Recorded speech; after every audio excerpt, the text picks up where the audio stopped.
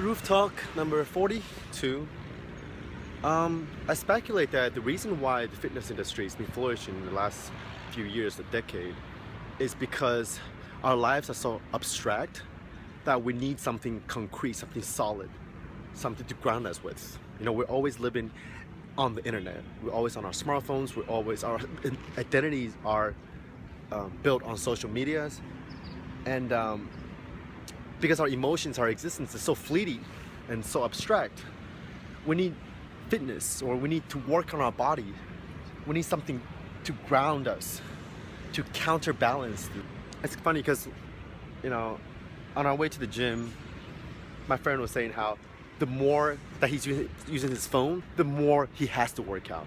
And I can attest the same because I've been making more gains ever since I started being active on social media and started using my smartphones. And speaking of, we were watching videos of us lifting. He's one of my older training partners. In my hometown, we used to like squat together like 10 years ago. And back then, nobody was squatting. I remember back then, I remember putting out my first YouTube video the first week that YouTube came out. And before that, how did I learn how to squat? I had to order videotapes from like Westside Barbell and watch videotapes of people squatting, or read textbooks, or get a coach. But nowadays, people just, you know, watch other people lift online and get their information about diet and training on the internet, on YouTube. Nowadays, if you go to a gym, the squat racks are being used. Before, when I first started squatting, not a lot of people were squatting. You never have to use a squat rack, you know. But now people are squatting deeply. They're doing it the right way. And I'm sort of proud to say that my friend calls me like the pioneer of internet fitness world.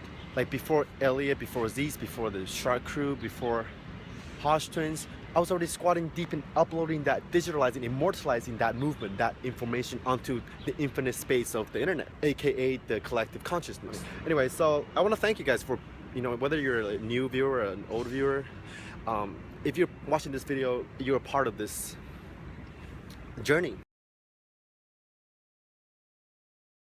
And I think this is true at a personal level too, for me personally. Bodybuilding sort of helps me think, you know, like my mind and my feelings are already so abstract that I need something, a structure around, you know, this chaos. One of my friends asked me, why don't I just, you know, take shrooms all day and just think up ideas and lucid dreams, meditate, and, you know, just think about the next mindfuck idea for your videos, instead of, you know, have this really rigid set schedule at the gym, do this set on that day, and then count your macros, think about macros every meal. It's because of this ground, the structure that's built around fitness that I am able to free up my mind to think. And I don't think it's just me. I read this book about the lives and the schedule, the daily lives of different thinkers or artists, and most of them have very rigid, very structured routines around their lives. They always drink coffee at a certain time. They always, you know, do this and that at a particular schedule, do the same things every day. And because of this structure, they're able to be as free and as creative as possible within that structure. You can't be free, you can't be chaotic within chaos. You know what I'm saying? It goes along with my philosophical take on free will and determinism. Complete freedom is not possible unless unless it rises out of a certain predetermined structure. I'll give you a few examples. If you look at skydivers, they jump off the plane, they can do whatever the fuck they want to do in the sky. But they always have to check their meters. You know, there are the numbers and the certain concrete elements that sort of have to be there to give rise to this, you know, freedom. Or you look at the way musicians play music. It's true that if you play the Tchaikovsky's violin concerto, every musician, every violinist is reading off the same music that Tchaikovsky wrote. You see, some people say, it's not very creative. You're just playing music someone else wrote. But you're wrong. It's very imaginative. In a way, playing music, performing music, is more imaginative than some of the other arts.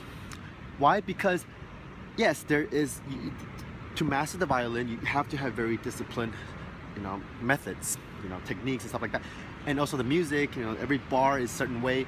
But within that structure, you are free to imagine whatever it is that you want to imagine. You're free to feel any kind of emotion that you want to feel to get that music out of you.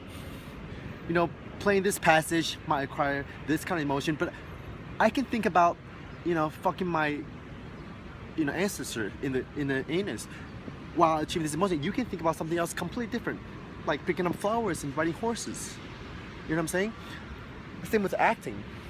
You know, my entire channel is about this dichotomy, how to console, how to, you know, how the body gives rise to the mind and vice versa, this, you know, mental and physical dichotomy. But anyway, speaking of my channel, watch my last video. It's called The Screen Odyssey.